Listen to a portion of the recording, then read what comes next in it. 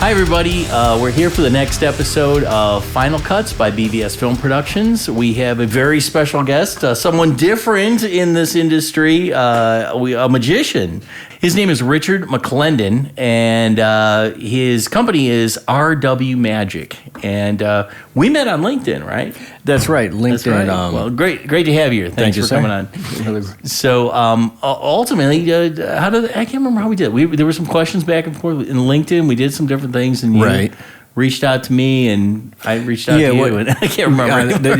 Your pop-up came up on in my feed as a potential contact, whatever. And I looked, it says, okay, BVS Productions. Okay, we'll click on that, see what goes on.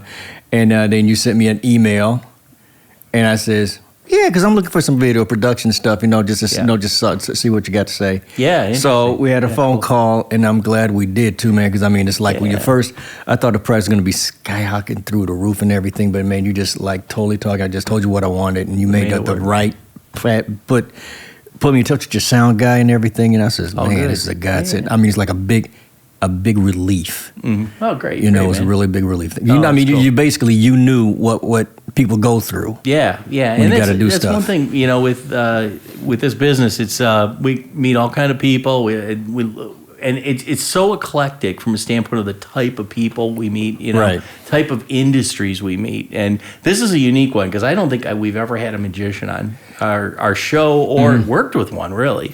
Right. So it's very cool. So tell us a little bit about, how you got into this business, what you do, and, go from there. Okay, keyword business. Mm-hmm. When you first start doing something, be a magician, musician, a hobbyist or something, everything starts as a hobby. You know, and you do it because you saw somebody else on television doing something. Back in our day, was just all you had was television, 358 UHF, 2 UHF channels, channel 25, and that's where you really got a lot of your inspirations from. If you weren't going out, to a that's kind of dating us a little bit, but you're my age, right? You're exactly my age. That's right. Yeah, basically, and then you start doing it, labor of love, and all of a sudden, your hobby becomes it becomes a pacifier, and it saves you from a lot of stuff. You get stressed out on something. Let me go do the hobby thing. Yeah. And for me, it was the magic too. We had these Marshall Brodeen magic kits. Mm-hmm. You ever go to the Yellow Barrel? Yeah, buddy, the Euro Magic. Yellow Barrel. You know where I go there? I used to play in a rock band many years ago. I just stopped playing in bands, and I used to buy flash paper there. Right, Lee Holtz was the guy behind the counter. Yeah, junior high, I would get flash paper. We'd crumble it all up and try to make, the Kiss thing back then. But, Lee Holtz, he's down there now. He was on America's Got Talent. The guy that used to run that store, Lee Holtz. Oh, wow. Okay, that's cool. Yeah, that was the only magic place around that I knew of. Was there any other ones? Yeah, there was when I first started magic, there was the Yellow Barrel, Snyder's House of Magic, which turned into the Magic Castle. Yeah. The castle turned into the Castle of Magic, and a guy named Joe Leffler had a magic shop called Pandora's Box. There were 3 of them. Okay. And those were big Richmond Mall, downtown, and the west side. There were 2 Yellow Barrels, one in all the way further out, Olmsted, and out in Elyria, and one over in Lorraine. Yeah, that's the only one I knew was the one on the west. I was a West Sider, so it's like way west side. Oh, what's that place? It's right, cool. Exactly. So that's neat. All right, so what kind of gigs do you do, or what kind of people are you looking for, or companies to work for as a magic basically, man? Basically, just about anybody and everybody has a crowd of people. My regular clients right now, I've got municipalities. Oh, yeah. For my regular clients. I've been doing stuff for the City of Independence for years. They have a Family Fall Fun Day and a summer camp, and every year their Family Fall Festival. Yeah. It's like one of those things. I've been doing that for years, and that's one of my main clients. I have Rotary International Group. Okay. Two or three times a year they're having something, and they call me. The lady calls me. Wow. And I got my regular company parties. Mm-hmm. You get the standard annual gigs, and pre-COVID, post-COVID. Yeah. Everything shut down during COVID, and when it started opening back up again. Yeah. You start making phone calls, but then again, all of a sudden, some people just start calling you back. Yeah, I could see that, and it's and that was an eye opener, wasn't it? It was, because there were virtual magic shows going on. A lot of people still do virtual magic shows. Yeah. I know they can't be somewhere. Everybody's scared. I did a couple of virtual magic shows. One of the first ones I did, lady, all her friends were all over the country. They were all good friends. Yeah. And they wanted a magic show. So this place where I used to hang out at it's one restaurant, Nighttown. After my gigs downtown and up the way, and that's my little stop-off place to grab some calamari or some mussels or something before I get home. Yeah. The owner got to know me for like me over the years. He referred me, right? But it was like the year he sold the place. He was getting out of the restaurant business. He referred me to her. Mm-hmm. And it's like, whoa. And people from there, she had like maybe 20, 30 people from all over the country downstairs in my basement. Yeah. In my little workshop, did a virtual magic show for her, and it was a blast. Wow. Oh, that's cool. That's cool. So it's a lot of word of mouth. People get to know you over time, and that's really been a lot of it. It always ends up at word of mouth, because people know, but you still have to do stuff like that. You still have to go online on the internet. Well, that's what I said. I saw, when I started looking you up, I saw you had all these videos all over the place, on YouTube and different places, and I thought that was really interesting, and that is ways people get to know you without knowing you. It does, because people pass those along. It's like it's like a business card, right? And one might go all the way around the country before it comes back and says somebody says, hey, let's call this guy. Yeah. You pass out my business cards, right? And I've changed them over the years. Some people keep them in their wallet, and they forget that it's there. Yeah. So, man, I was thinking about you, and all I got to say is, look, was it my card in your wallet? Mm-hmm. And they'll have like a business card I had from like 20, 30 years ago. Yeah. But that's one of the things, word of mouth is what always, it still comes back to word of mouth, but you still have, just to show people that you're not stagnant. Yeah. You still got to keep up with the times that they're living in. Yeah. Because they want to see you progress as they've progressed. Yeah. Because some of it, they remember when they were working for their own when they worked for the company, and then they may have bought the company, which I've had that happen a couple times. The old man died, and his daughter, who worked in the company, she's running it now with her brothers, and they own the company. Like, hey, let's get Dad's magician. Yeah. Or we're your grandpa's magician. Yeah. And it's like, okay, how do you market that? I'm grandpa's magician. You can say that, right? Yeah. But it's like it's got to come from the person who wants to bring you in. Yeah. Yeah, exactly right. And sometimes kids make the company go great, sometimes not so great. And that's basically it. Yeah, there's no in between. That does happen. That's interesting, man. So, your industry, what do you see as the future of this business? The future of we talked a little bit about what I was talking about with the game shows, which I thought was interesting, but. Yeah, like anything, like I say, the sky's the limit, and it depends on how creative you can be. For every song ever written, there's a card trick. That's how I look at it. Okay. For every song ever written, there's a card trick. Mm-hmm. And just like you have a bunch of different brands of fragrances, there's only a fixed number, a small amount, less than 10 fragrances that people recognize. Yeah. Okay. And the rest is marketing. Right. And the rest is, like you say, who you know. Yeah. Some people are fans of magic. Regardless of who the magician is. Some people like a good card trick. I mean, there are people who just want to see nothing but cards. They don't care about anything else. They want to sit there at that table and watch you entertain them with card tricks. They got they got the guy in the office that does one or two, because does a couple of things. Yeah, right. Okay, he does his version of magic or something he learned in a book, trying to press the girls, right? But that same young lady, if she's a card player, say she plays poker, gin, tonk, or euchre, whatever, which there's a lot of euchre card players. Some people just go, okay, look, I love a good card trick. Can you show me something? They want to see you entertain them with a good card. Can you take that one card trick and really nail an audience for an hour? Yeah. That's being an entertainer. Right. Michael Jackson, he's a dancer, right? Yeah. Let Michael Jackson do one card trick. He can moonwalk and dance for an hour and nail everybody with that one card trick, okay? Yeah. Can you do 25 card tricks and hold people's attention? Yeah. Because, it's like singing the same song, a bunch of songs, and nobody's entertained. You just go sing one song, but nobody's entertained. Yeah. Can you put together a card set that's nothing but card tricks, that's nothing but coin tricks, what have you, and keep people entertained and interested? Yeah. So that's so true. I watched the thing on Chris Angel last week. I didn't just happen to put him on. I don't know what to think about that guy. He's famous. He's got a lot of interesting things, and I always wonder how much of that is like TV things that aren't real to the eye. You know what I mean? And maybe I'm wrong. I don't know exactly how he works. What are your thoughts on that guy? I mean. I got to give it to him, Nate. The kind of magic that he was doing, it's on television, but it's over 200 years old. Oh, yeah. Think medieval, Really? medieval town, and you have the person coming in there showing you these wonders and everything. Okay. Yeah. Okay, so he's doing this stuff now on television, bringing it to an audience. Yeah. You gotta love the guy from that. But just like you said, in the back of your mind, you're wondering. You're not wondering if it's real or if it's real magic or if it's trickery. You're wondering something totally different in terms of putting it together and what's really going on. Yeah. I keep thinking contortionists on some of these because you see a lot of the half ladies that are cut and he shows half of them or.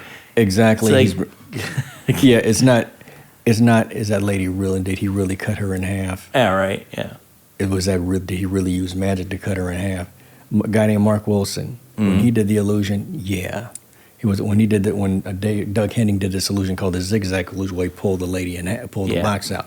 Yeah. No, his whole thing was wonder and amazement, and you really wonder, did that really happen? You're looking at it. Yeah. Right. Chris Angel, it's like glorified puzzles, maybe. Yeah. That's how some people feel. They squint. Yeah. When I do magic, if I'm doing magic like at a company party, some of my private events, this guy's probably doing real magic. I mean, you get PhDs in nuclear physics. I have some pretty intelligent people in the sciences. Yeah. They still believe in real magic, which is one of the reasons why they got to be a science. They saw something spark their interest. Right. How the hell did that happen? How did that happen? Yeah. And they want to figure it out. And they figure out to the point when they hit that wall. Okay, I'm a scientist. Just exceeds everything I know about science. Right. That's when you can go. The magic of the day is the science of tomorrow. Yeah. That's when they hit that wall. Yeah. It says, okay, I know it's not magic. I know there's no such thing as real magic. Man, how did they do that? Yeah. Yeah. That's the only explanation, they say, yeah, it must be magic. I guess so. Hey, so what would you tell anybody that's just starting out in this field? What would you tell them to do? Read books and watch YouTube. Yeah. Nowadays, there's I tell you to watch YouTube, but literally speaking, you got to be careful of YouTube because one thing they can't do with YouTube, if you look in the comments and you don't see a question that's relevant to what you saw on the screen, you're going to be left hanging. Yeah. When I started out doing magic, the only way to learn how to play golf, I don't care how many lessons you take, I don't care how good you are at a practice range, only way to learn how to play golf is to get on the field and hit the ball in the rough, hit it out in the rough. Yeah. You got to get on. That's how you know how good your swing is. Right. And can you hit that ball? Can you break 80? Yeah. Less than 0.5% of golfers can break 80. Breaking 80 is a hard thing to do.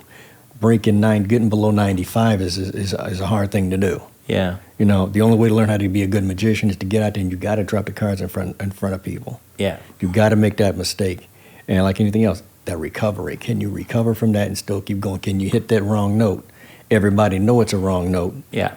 And keep singing that song and at the end get a standing ovation. Yeah, right. People love it, Yeah, exactly right. It's all about being entertained and sleight of hand and all the cool things that go along with that. And so that's awesome. Well, it's time. Let's see what you got, man. Okay, we look forward to it. So we're going to take a quick break. When we come back, we're gonna sit down and really see what Richard has to offer here. Okay. Awesome. At BVS Film Productions, we develop instructional videos for all types of businesses. So whether you're a construction company or a law office, we can help. So we're back, and with BVS Film Productions Final Cuts with Richard from RW Magic, and he is now going to show us what he's got in magic. A little bit. This is the fun part. Heck yeah. One deck, two hands. Right now, I'm the house magician at a place called the Haunted House Restaurant. It used to be called the old Peabody's up over in Melt. And it's a great theme. The whole theme, pick card, any card. The whole theme, hang on to it. Hold it. Go ahead and show the camera. No, it's a haunted house. It's a restaurant, and the basic theme is a haunted house. 4 aces in the deck. Name an ace. Oh, Ace of Spades. Ace of Spades, that's quick and easy. Right here looking at you, the Ace of Spades. Name another ace. Oh, gosh. Ace of Diamonds. Ace of Diamonds. Say stop anywhere in there. What's that? Say stop whenever you're ready. Stop. Right there. Want me to back up, go on a little further? That's good right there? Yeah. Okay, cool. And right here on top, the Ace of Diamonds. Come on. Name another ace. What's left? Clubs. Ace of clubs, you sure? Yep. Would you care to change your mind? I don't think so. Okay. Right here looking at you, the ace of clubs. Come on. And, of course, here we have the ace of hearts and the ace of diamonds. Oh, there's 5 of them. Da-na-na. All right, that was cool. And put your card right there. All right, I got to remember what it is. All right, That's right. The camera will remember what it is. There you go. Do not forget. He forgets I turn him into a bunny rabbit. That's right. And I've done that before. I'm going to leave those aces right there. Now, bottom card. That's the bottom card. And there's the top card. Somewhere in the middle, the card you selected, okay? Go ahead, can you reach over and just put your hand on top of that deck? Just touch it right there. Now, you know what the card looks like, right? I do. Okay. If we leave the cards face down, we see all backs. You're going to find your card just by looking at the back of this deck, which is extremely easy Come on. to do. That's Da-na-na. cool. That's cool. See? That's a quickie. Yeah, very nice. Okay, That's a cool. quickie. I just, yeah. See, I don't know how he does that. You know, it's cool. You know, for somebody who's been doing magic, for a magician who's been doing magic for like years and years, that's one of our standards. You see, it's so entertaining. I mean, when you're at any type of party, who wouldn't want to have this going on, right? Basically, you're right. Point to a coin. Okay. Down right there? Yeah. Okay, now point to a spot on this table. Somewhere right there. Money does things for money. Get over it, get over it, get over it. Come on, go. There it is right there. Money is attracted to money. 1, 2, 3, 4, 5. Watch. Now you point it right there. Right here we go.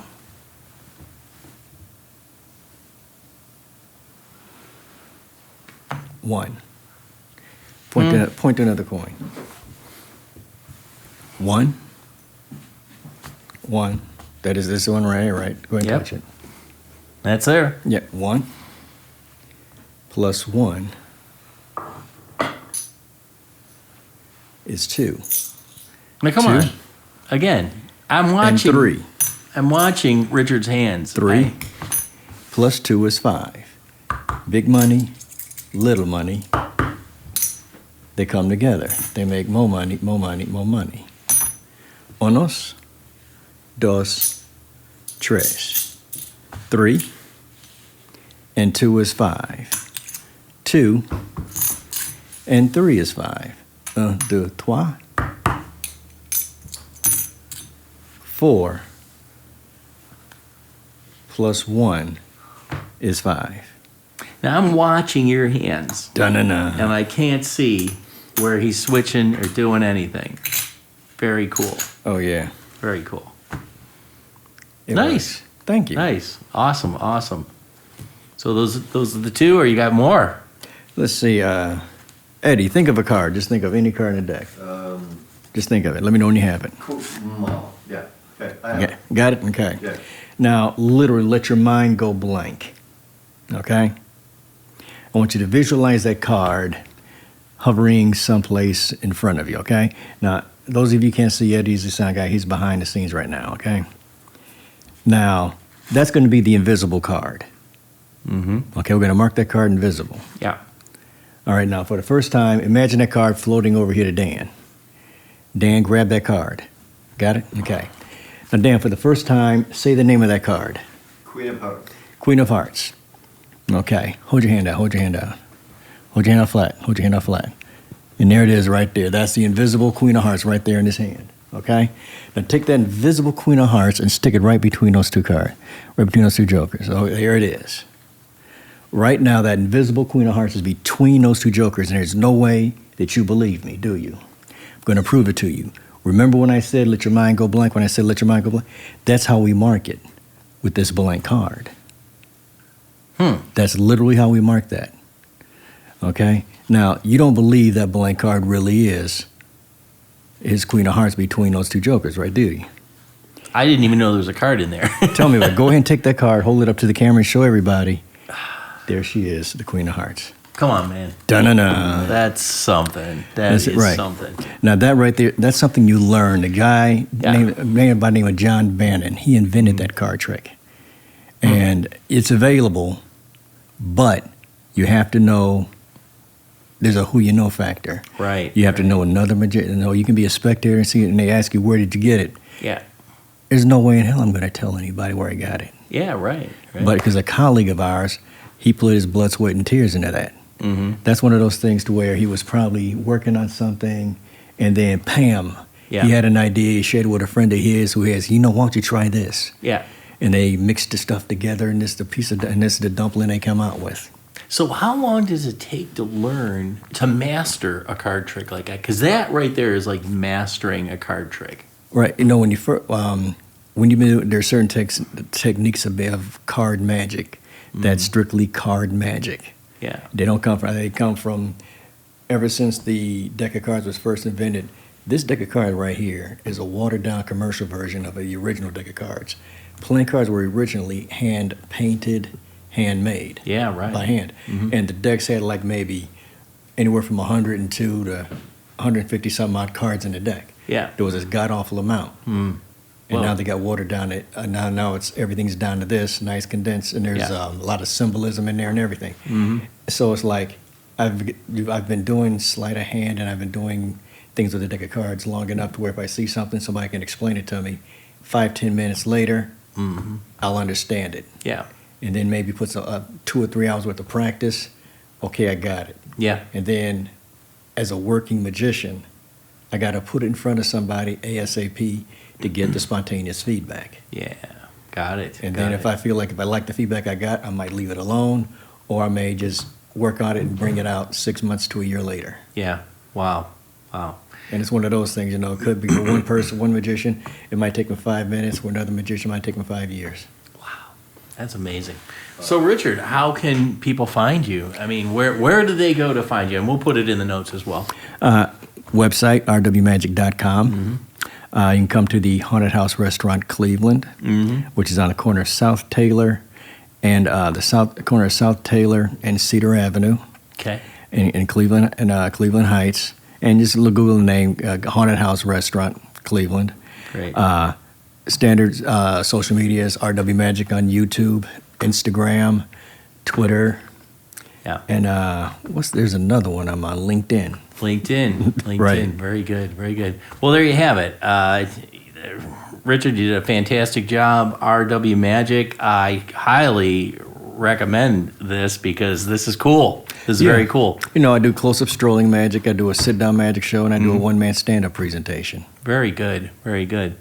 Well, great. Well, Richard, appreciate you being on our show today. And man, thanks for having me. This is outstanding. I'm sure our audience will love this. So, well, that's it for us today, guys. We'll look forward to seeing everybody on our next podcast.